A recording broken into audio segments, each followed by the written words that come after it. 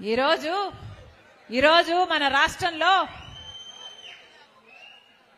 25% మంది మిగతా రాష్ట్రాల కంటే మన రాష్ట్రంలో లిక్కర్ మద్యం తాగిన వాళ్ళ చావులు మన రాష్ట్రంలో 25% ఎక్కువ ఉన్నాయట. అంటే మన రాష్ట్రంలో లివర్ చెడిపోయి లిక్కర్ తాగడం వల్ల లివర్ చెడిపోయి జరుగుతున్న చావులు మిగతా రాష్ట్రాలతో పోలిస్తే 25% ఎక్కువ ఉన్నాయని అర్థం. ఎందుకని? మన రాష్ట్రంలో విపరీతంగా లిక్కర్ అమ్మబడుతుంది లేదా కల్తీ లిక్కర్ అమ్మబడుతుంది. ఇందుకే కదా మన రాష్ట్రంలో ఇంకా ఎక్కువ మంది 25% ఎక్కువ మంది చచ్చిపోతున్నారు లిక్కర్తో. అంటే ఈ పాపం ప్రభుత్వానిది కదా. మొన్న ఒక అన్నని అడిగాను, అన్నా అసలు డిజిటల్ పేమెంట్సే లేవంట కదా, మద్యం అమ్మే దుకాణాలలో అసలు క్యాష్ తప్పితే ఇంకా ఏమీ తీసుకోరంట కదా అని. ఎలా ఉందన్నా అని అడిగాను. ఆ అన్న చెప్పాడు, అమ్మా అందరూ లిక్కర్ షాపుకి వెళ్తారు, లిక్కర్ బాటిల్ కొనుక్కుంటారు, కొనుక్కొని వచ్చేటప్పుడు తిట్టుకుంటూ వస్తారు. ఇదేరమ్మా రోజు జరుగుతున్నది ఇదే అని చెప్పారు. ఎందుకన్నా ఎందుకు తిట్టుకుంటున్నారు అని అడిగా. ఆయన చెప్పాడు, అమ్మా మన ఆంధ్ర రాష్ట్రంలో ఏ బ్రాండ్లు దొరకవు తల్లి, ఒక బూమ్ బూమ్ అంట.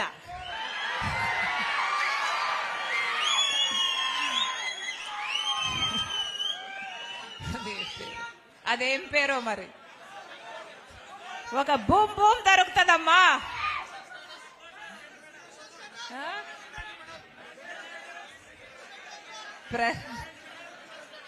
స్పెషల్ స్టేటస్ అని కూడా ఒక బ్రాండ్ దొరుకుతుందట. స్పెషల్ స్టేటస్ తెచ్చారో లేదో తెలియదు కానీ మందులో మాత్రం స్పెషల్ స్టేటస్ తెచ్చారు. ఇలా కొన్ని బ్రాండ్లు తప్పితే ఇక్కడ ఏవి దొరకవమ్మా. అది కూడా క్వాలిటీయే ఉండదు, నాసిరికం, కల్తీ మొత్తం. అసలు తాగితే ఎవరు తాగినా కూడా అమ్మా ఇది ఎవరి కూడా నచ్చని విషయము, అందుకే తిట్టుకుంటూ ఉంటారమ్మా అని చెప్పాడు. అంతేకాదు తల్లి, అంతేకాదమ్మా రేట్లు కూడా క్వార్టర్ బాటిల్ బయట 80 రూపాయలు అయితే ఇక్కడ 160 రూపాయలట. ఇది ఎక్కడ అన్యాయం అమ్మా? మాకు నచ్చింది మేము కొనలేము, వాళ్ళు అమ్మిందే మేము కొనాలి, అది కూడా వాళ్ళు పెట్టిన రేటుకే మేము కొనాలి. అది కూడా డిజిటల్ పేమెంట్స్ లేవు, కార్డు లేదు, ఓన్లీ క్యాష్.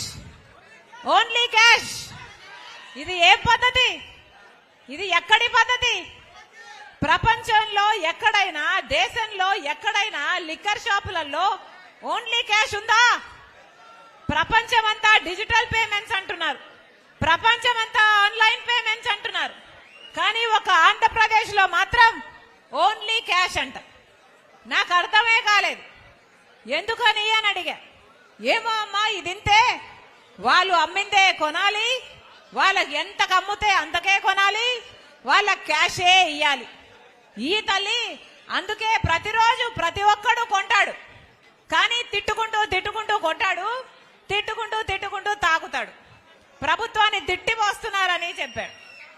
ఇది ఎక్కడ పద్ధతి? 25% మంది ప్రజలు మన రాష్ట్రంలో ఎక్కువ చచ్చిపోతున్నారు లిక్కర్ అంటే ఇది అవమానం కాదా? ఎందుకని? అసలు ప్రభుత్వము వాళ్ళకు నచ్చిన వాళ్ళకే టెండర్లు ఇచ్చుకుంటుంది.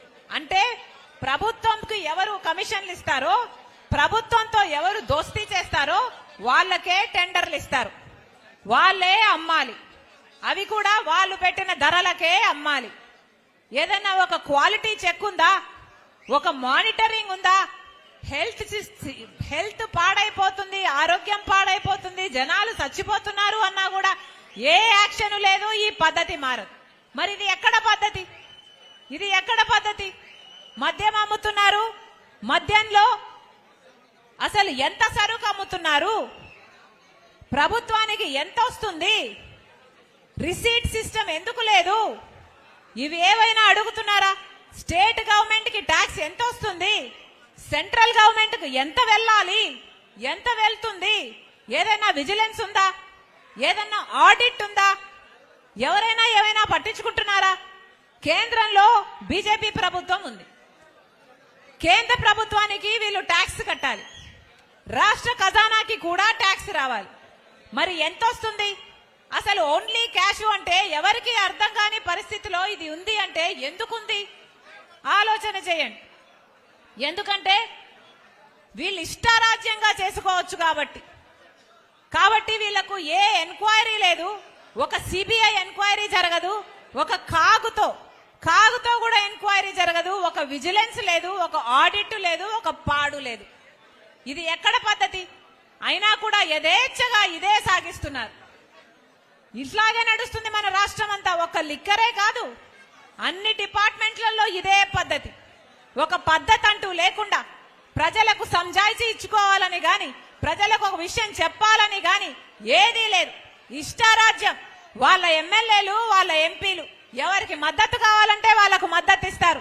బీజేపీ పార్టీ మనకు ఒక్క మేలు చేయకపోయినా, మనకు ప్రత్యేక హోదా ఇయ్యకపోయినా, మనకు పోలవరం ఇయ్యకపోయినా, మనకు రాజధాని రాకపోయినా, ఆఖరికి మన రాష్ట్రానికి తలమానికమైన వైజాగ్ స్టీల్ ప్రైవేటైజ్ అయిపోతున్నా కూడా అదే బీజేపీ పార్టీకి వీళ్ళందరూ బానిసలై పనిచేస్తున్నారు. ఇటు జగనన్న గాని, అటు తెలుగుదేశం గాని. మరి ప్రజలను అడగండి.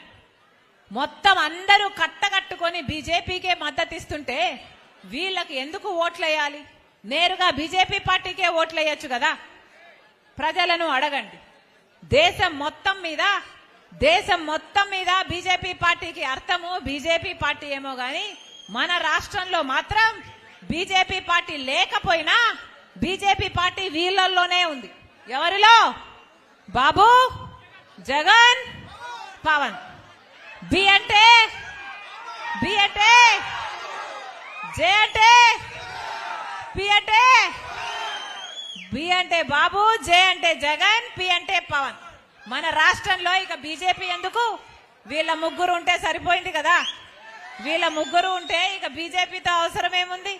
ఈ ముగ్గురు ఉంటే మొత్తం రాష్ట్రం మొత్తం వాళ్ళకే బారిస్ అయిపోయాయి. ఇక బీజేపీ రాజ్యం ఏలుతుంది, బీజేపీ వశమైపోయింది, బీజేపీ కైవసం అయిపోయింది ఆంధ్రప్రదేశ్. ప్రజలకు చెప్పాలి. ఒక్కొక్క కాంగ్రెస్ పార్టీ నాయకుడైనా, కార్యకర్తనైనా ఈ విషయం ప్రజలలోకి తీసుకువెళ్ళాలి. ఈ విషయాన్ని చాలా గట్టిగా చెప్పాల్సి ఉంటుంది. వైసీపీకి ఓటేసినా బీజేపీ ఖాతాలోనే పడుతుంది, టీడీపీకి ఓటేసినా బీజేపీ ఖాతాలోనే పడుతుంది, జనసేనకు ఓటేసినా బీజేపీ ఖాతాలోనే పడుతుంది. మరి ఆ సంబడానికి వీళ్ళకు ఓట్లు ఎందుకు వేయాలి? బీజేపీ పార్టీకే ఓట్లు వేయచ్చు కదా. అడగండి, ప్రజలకు చెప్పండి. మనకు కావాల్సింది మన ప్రజల కోసము, మన హక్కుల కోసము కొట్లాడే నాయకులు తప్ప ఇలా బీజేపీకి ఊడిగలు చేసే వాళ్ళు కాదు.